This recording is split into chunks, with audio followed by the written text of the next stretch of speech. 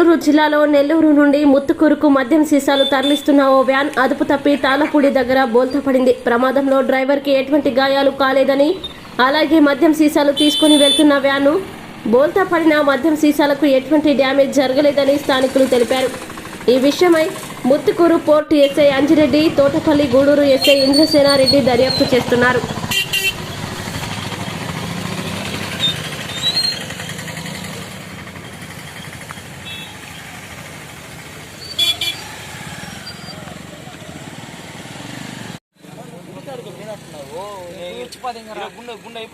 చాయ్ ఇప్పుడు తడిపినట్టున్నాయి.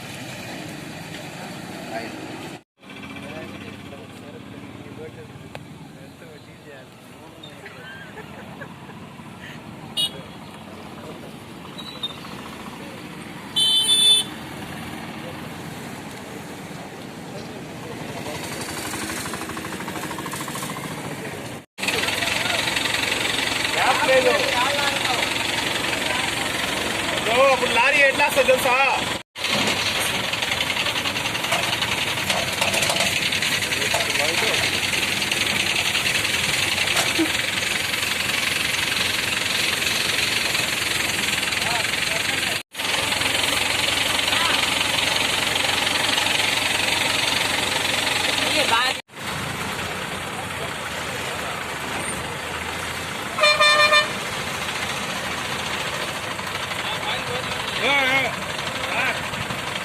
వైర్లోనే పైన